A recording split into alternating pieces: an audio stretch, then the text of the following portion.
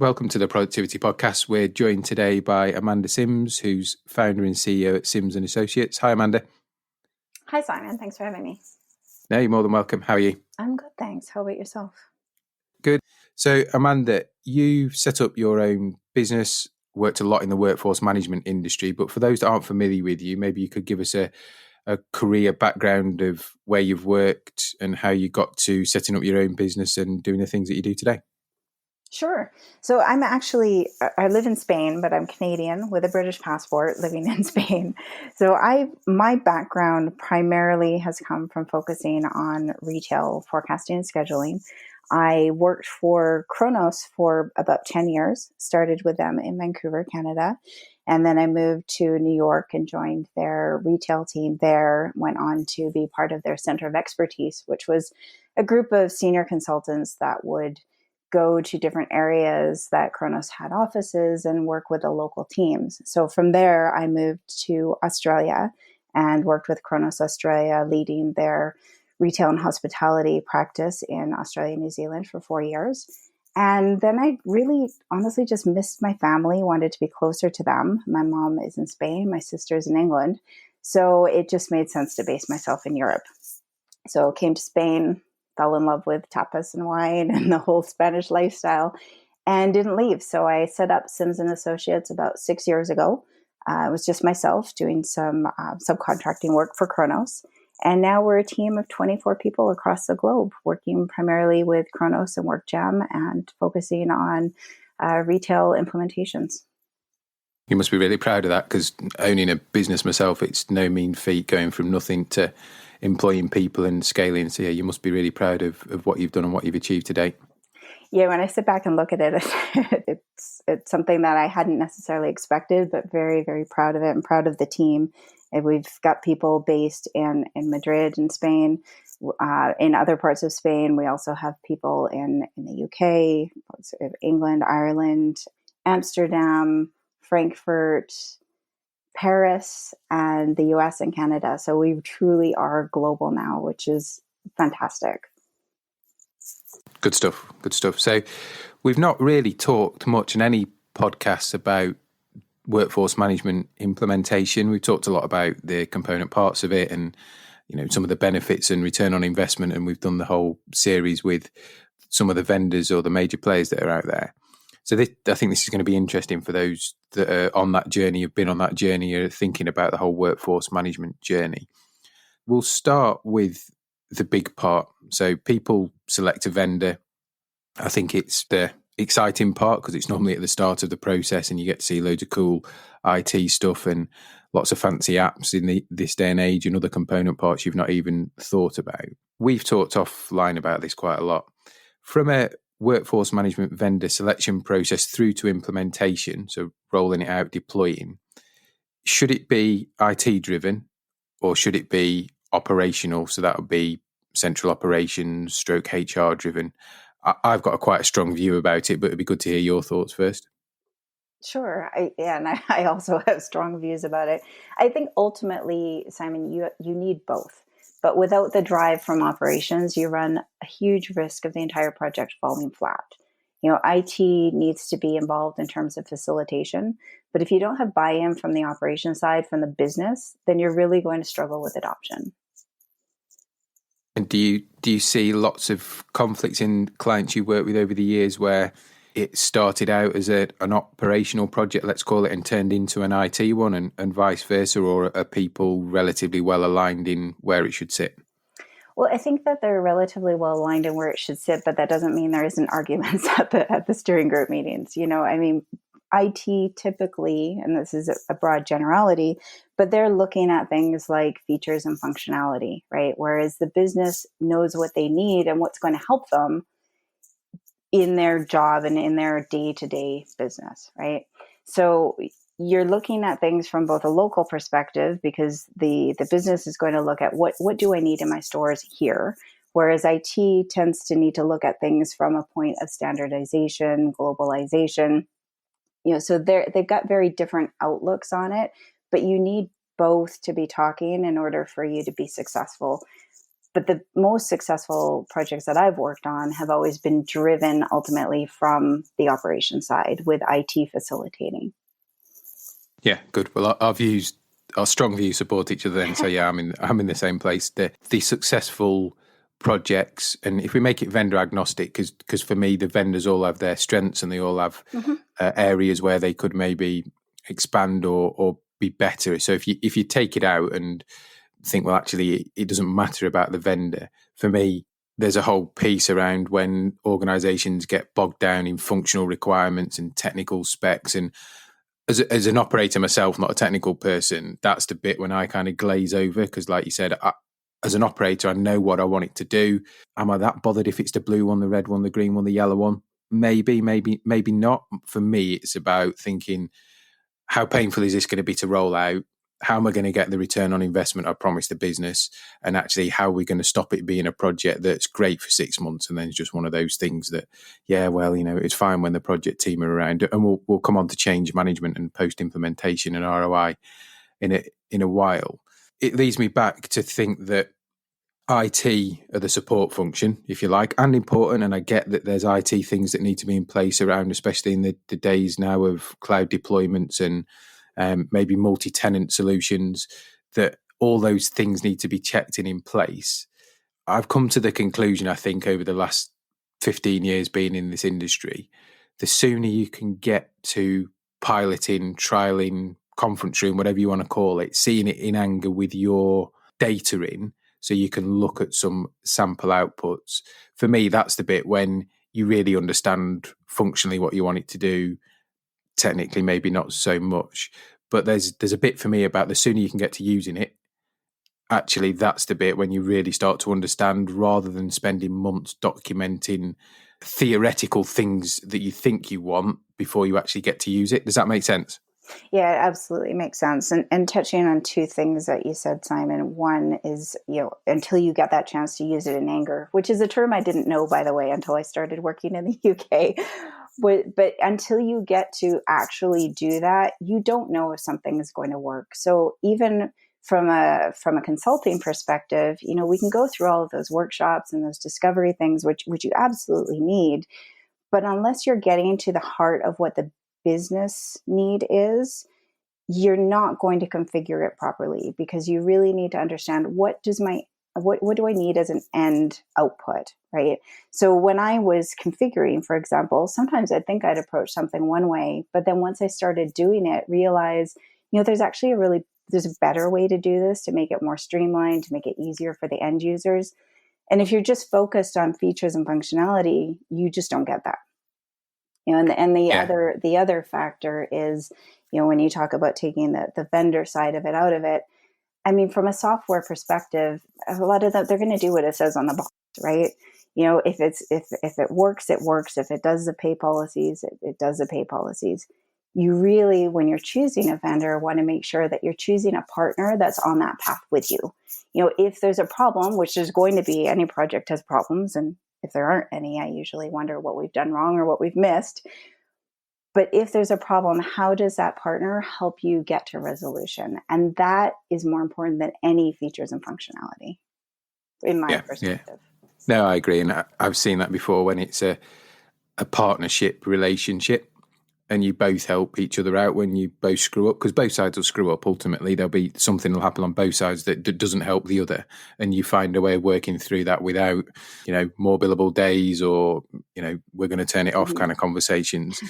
Through to relationships that are vendor, supplier and customer, which is when you do get into that, well, that's not what you documented, therefore it's this, or that's not what we discussed, it's why. So I think there's always greyness in these projects, because for me, they're discovery projects. They're not binary. So it's not EPOS. It's not, we put a till system in, we have to press the buttons in this configuration, press cash or card, till drawer opens, we give the change or put the receipt in. They're binary, because the output before you start.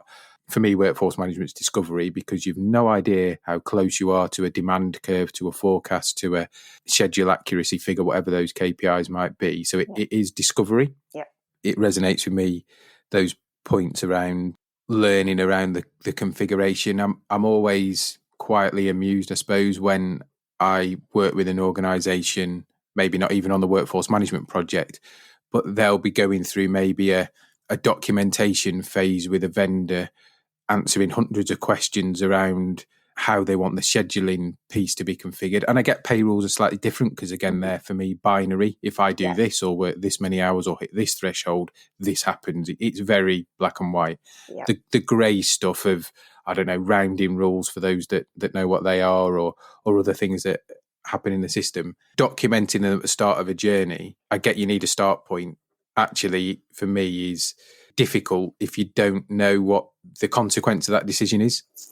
Yeah, absolutely. And I've always said to the retailers that I've been working with on these projects is, when it comes to things like time and attendance, it's black and white. It either works or it doesn't work. There's no gray area. You either have an overtime rule that works or it doesn't work. But when it comes to things like forecasting and scheduling, I like to call it part art, part science. There is a science behind it. Obviously, it's mathematics. But at the same time, it's a little bit of an art form. Some of my customers have called it, a bit of magic. But it's part art, part science, because you have to have that balance of, okay, if I do this, this is the result I'm going to get. Is that really what we need? Or do we need to make some adjustments here to get the result that we're looking for? Yeah, I think it's that iterative approach, isn't it? Not a document at the start of the journey that defines everything. That's almost science. You can do that. The art, it's difficult to document art, isn't it? Because that's the whole point. It's a creative process. Exactly. And it's evolving, which we'll get to later as well, talking about post-implementation. It's an evolving process. It doesn't just end. Yeah, no, absolutely. And that's an important point we'll come on to in that bit of it. If I take my EPOS example again, once you put the till system in, the software deployed it, project team disappears, done, it works, and it keeps working in that order until you've got an update or whatever. Yeah. Like I described before, for me, almost once you land WFM, to a degree, that's when the hard work starts, because you start getting all the stuff that surfaces around schedule match and all the bits I described before. But we'll hold that thought and we'll come back to that. Yeah. The other thing that always amazes me still is that whole change management piece. It's always in the project plan, project charter, and people flag it. But because these projects tend to take a while to be configured and get deployed into a rollout scenario, so it's getting quicker and quicker. It's not the hundreds of days it used to be, but there's still some upfront work that needs to be done. The change management bit, the enthusiasm seems to get lost slightly because it's maybe taking a bit longer to get to that stage than they thought. So, and again, I think we're aligned. So I'll say it first this time. I don't think people should underestimate the change management journey in workforce management. And again, it'd be good to get your views on that. Yeah, I know we're very much aligned on that as well. So, I think the change management side is where projects either succeed or fail. If you don't take change into account right from the beginning, you're going to end up facing it anyways, but you'll face it at the end. And it will be more costly and far more time consuming. And I've seen the change side be the point where an otherwise successful project can completely fall over because the impact to the end users, to the stores, for example, in retail, is underestimated. And you can go back and you can fix it, but going back and fixing it takes a lot of time and more money that weren't part of the original project. When if you get those champions in place at the beginning and start working on change management from the start, you'll have a far more successful deployment. Yeah, champions. I like that. And again, I've seen some amazing examples where they've got early adopters. So a national organisation that you're rolling out to, maybe they'll pick somebody in the north, south, east and west who'll be part of the trial pilot phase one, get them to kind of, I suppose, feel the pain of some of the configuration decisions that weren't quite spot on and get those smoothed out. So they then become the advocates of, one, being involved at the start and helping shape it for the organisation, but two, being the port of call that sits in the user community. So you're not relying on a group of people to be still present in head office or in the field, although you'll need some to clearly keep it up and running and maintained and up to date. I think that's a great way of doing it, and it's probably when it's done that way, I tend to see the best results from those organisations or the best ROI usage of the system. If it's kind of just chucked out there and here's an email to send your queries to. I'm not sure that kind of works because it's all a bit binary. It doesn't. It really just, it doesn't work. I mean, the fact remains from a human perspective, people don't like change. So as much as you might be putting in place something that will ultimately make their lives easier, they're going to resist it. It's human nature. But if you have people in place, like you said, in the different regions and different areas of the business who are excited about it and are part of it, you make these people a part of the overall project. So they're invested in its success. Then they see their peers being really excited about it. And that makes it a bit less scary, I think. The scale of change depends on if you think about scheduling is probably the hub of all this, the flavour of scheduling you choose. If it's quite static and it's template based or a blueprint, actually the change is going to be minimal because you probably fix lots of shifts. If you're more towards the other end of the spectrum of fully automated or semi-automated and you've got working patterns in there and flexibility or spans of availability for people to fit their contract hours in, there's lots more that clearly happens in the computation at the back when it runs a schedule that could change my shift from week to week based on a number of parameters. And I think that's the bit that you need a conversation with somebody to understand why the system's made those decisions, because it's all based on data. So the classic good data in, good data out. If I'm working 40 hours a week and available every hour that the store's open, guess what? It'll try to do the best it can to make me work when there's work for me to do based on what I can do. So that means I might have some strange shifts. If you narrow those parameters, guess what? There'll be less change. It takes a while, I think, doesn't it, for people to understand that it's only working on the data you give it. Yeah, exactly. And it's also a matter of trust as well, from my perspective. I think that one of the things that I see more often than not is, if you take retail, for example, because that's where I've been focused for the last almost 20 years, is, a store manager is typically tasked with creating those schedules. So to then look at it and say, okay, this system is now going to create a schedule, you still need the store manager's input. You can't just have a computer generate a schedule and it'll be perfect. It doesn't work like that. It's meant as a tool to get them a certain percentage of the way through to make their job easier. But they look at it and they say, well, that's not what I would have forecast, or that's not what I would have scheduled. So it's helping them understand, how is the system coming up with what it's coming up with, so that they can trust to say, okay, yeah, that's not what I would have done, but in actuality, that is more accurate. But that's about building trust, and that is the change management side of it. And if you're not taking that into account right from the beginning, that is exactly where it will fail, because you won't get the buy-in where you need it. Yeah, and historically, I think we've moved away from it. Certainly in the UK, there was this holistic view of these systems would go in, you'd push a button, you'd pump a load of data in, sales, workload, when people can work, contract hours, all that kind of stuff. You press a button and you get this perfect schedule out. And the managers fight against that because, like you say, it's not what they would do. It may be there's a localism in there that you can't account for somewhere in the solution where they need more late night cover or less late night cover, whatever it might be. And I've seen this trend, rightly so, for it to be more of a tool, like you mentioned, that helps them and supports the leadership team. And actually making a few tweaks isn't a bad thing if it's beneficial. If you're making the same tweaks to the same person each week, correct the underlying data, because clearly the system's making those solutions based on the data it's got. So that I've seen that a lot more, although lately I've heard the kind of fully automated or fully computerized scheduling conversation creep back slightly, but I think that's more because people have forgot some of the downsides to taking away some of that decision-making process from the local leaders, and I suspect the same things will happen if they try again. Yeah, I agree.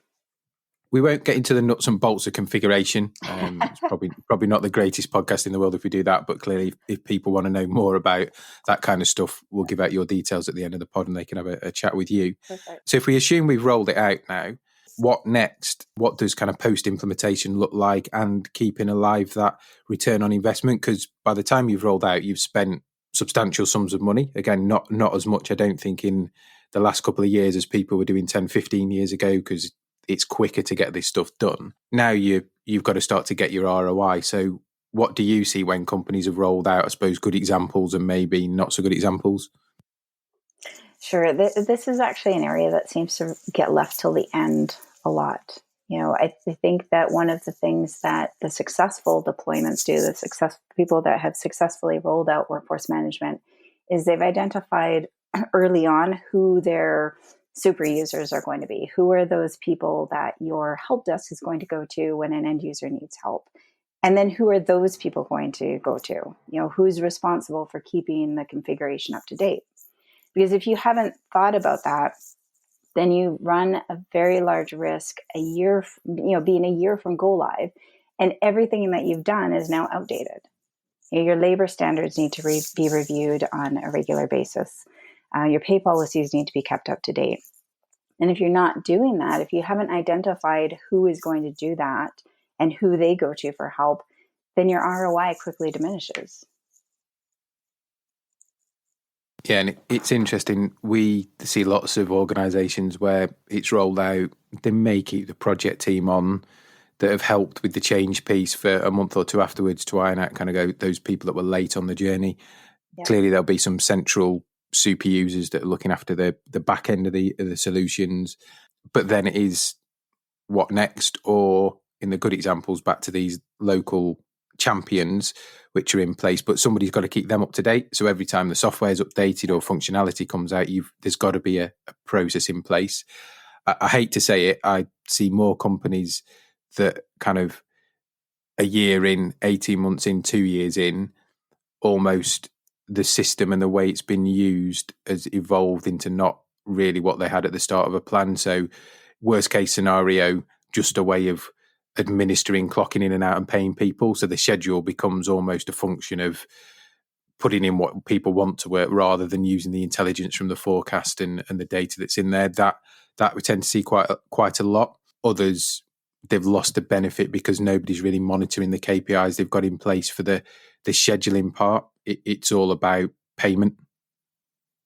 Yeah, exactly. It's something that you need to have that in place to be proactive, because otherwise you just lose it all. It's a living thing. Your workforce management system is something that is almost living and breathing because life changes. New pay policies come out, processes within the stores change, and that affects your labor standards. And if you're not being proactive with those and keeping on top of it, then you're going to end up with a system that doesn't serve your current needs. It serves what your needs were 1 or 2 years ago. Yeah, no, I agree. And again, clearly we do the labour standards part. We've got lots of clients that will get into a cycle of batching new changes and processes up so we can go and measure those together to make the best economy of scale of having people out in the stores measuring. So there's means and ways to do it.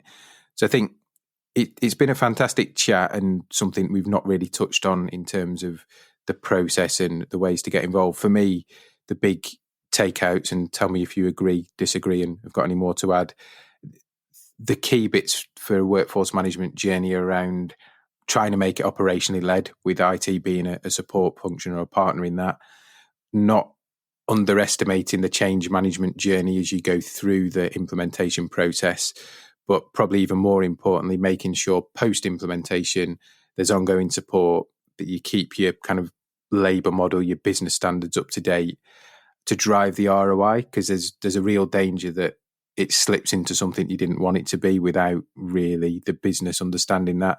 And if you started out wanting a solution to pay people accurately, you'd have probably started out with a different project than a whole scheduling, time and attendance reporting, analytics piece. And hopefully as the analytics piece gets richer in the solutions, it helps people more to stop that potential slide earlier. Yeah, absolutely. And the managed services side of it, so the post-implementation side as well, is something that you don't have to have in-house. I mean, it is helpful if it's in-house, but there are partners out there like us, for example, that can do that for companies and be that proactive voice to say, okay, this new functionality has come out, here's how it impacts you. Or, do a health check on your labor standards or review your pay policies on a yearly basis to make sure that everything is up to date. So there's ways to do it, but the point is it needs to be done. Otherwise you are losing your ROI quickly over time. Yeah, I agree. And I think it's probably worth saying, I know there may be some negative tones in the podcast around things to watch out for. This chat's around trying to help people get it right. Yeah. For me, if I owned a contact center, a hotel chain, a retail chain, a supply chain, I would see workforce management in its different guises as a fundamental foundation requirement solution. You should have it. If you've not got it, there'd be some questions for me of why not? What are you missing out? Yeah. But don't underestimate. It's a thing that needs to be kept alive. You can't just roll it out and walk away. Absolutely, Simon. And I think too, I know sometimes because we live and breathe this, we can come across, with all the, watch out for this part. But that's part of what our job is too, to make sure that these are as successful as possible, because they help the business so much. But it's our job as consultants to stand there at the edge of a cliff and say, hey, watch out, this is where you're headed for, and we want to help. Yeah, tie the bungee rope on or stop you jumping off. Exactly. That's the one. Yeah. Listen, it's been good to catch up and great to chat. If people want to further chat with you, where's the best place for them to find you? Sure. Our website is sims-associates.com. People can email me directly at amanda@sims-associates.com. And happy to help. And I love talking about this stuff. So this has been a great chat. I think we could actually chat a lot longer, but I'm sure that would get boring for people. And they can find you on LinkedIn as well, can't they, if they want to connect? Yes, absolutely. I'm on LinkedIn, Amanda Sims. Cool. So final question for me then. What's the best bit of business advice you've ever been given? Oh, that's a good question. Best business advice. I think the best piece of advice I've been given over the years is you don't have to answer everything immediately. You can let things sit. Not had that one before. That's good. You can add to the repertoire of good business advice. Something I have to remind myself of, because I do tend to like to respond quickly to people.